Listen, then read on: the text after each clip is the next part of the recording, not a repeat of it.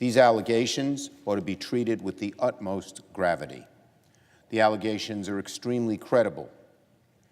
They were made by someone who voluntarily submitted to a lie detector test and had been discussed in the past, long before Kavanaugh's nomination to the Supreme Court, with a family therapist. I believe her. Many, many, many Americans believe her. Many, many women in America who have been taken advantage of certainly believe her. For too long, women have made serious allegations of abuse and have been ignored or dragged through the mud. It would be a disgrace if this body and our fellow Republicans let that happen. Chairman Grassley must postpone the vote on Judge Kavanaugh's nomination until, at a very minimum, these serious and credible allegations are thoroughly investigated. The FBI conducted a background check on Judge Kavanaugh before these allegations were known. The FBI, when they did their background check, had no knowledge of what went on here. So it is now the FBI's responsibility to investigate these claims, update the analysis to Judge Kavanaugh's background, and report back to the Senate. The FBI is the right place for this investigation for two reasons. First, the FBI has the resources, the information, and the legal tools to conduct an investigation the right way, far better than some staffer talking to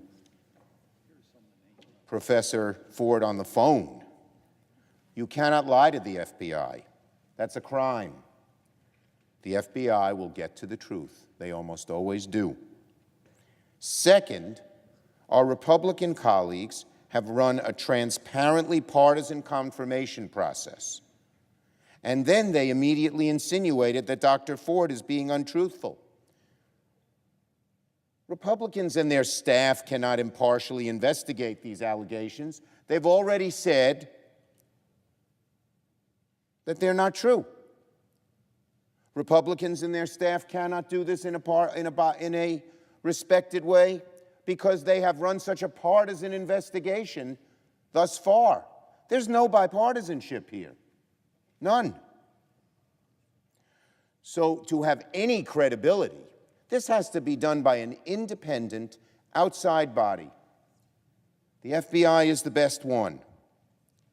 The vote must be postponed until it is complete. It is an insult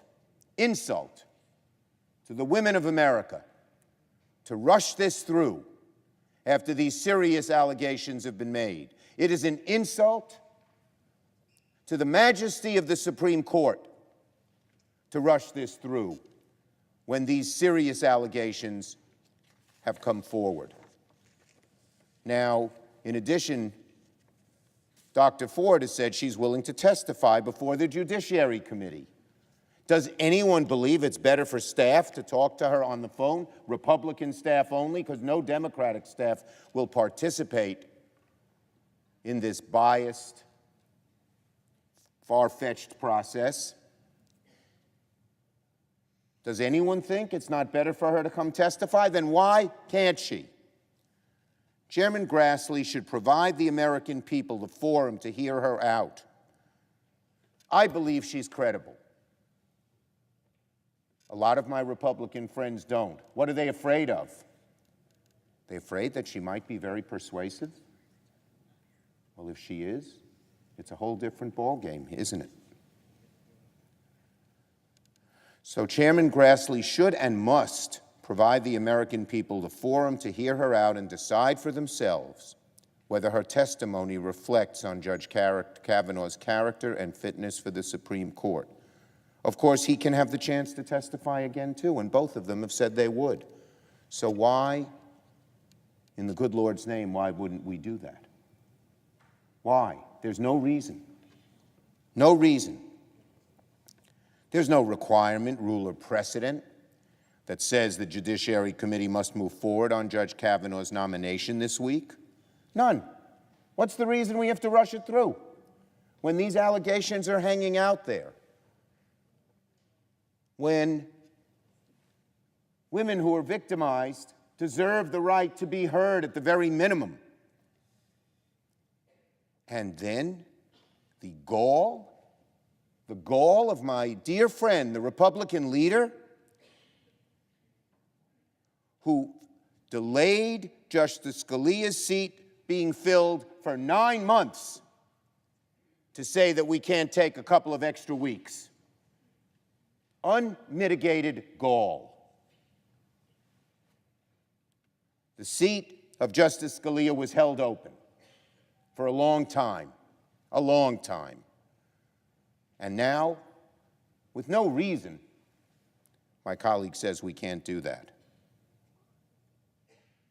Chairman Grassley has to stop playing games, pretending like the nomination can continue to glide through, while at the same time the Senate conducts a review of these allegations.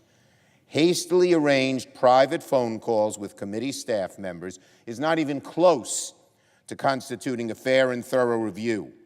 It's not part of any sort of regular order and does not substitute for an FBI background check or a public hearing. Again, let me ask my dear friend, the leader, what is the reason, now that both Judge Kavanaugh and Professor Ford have said they'll come testify, that we don't do it? Give me one good reason.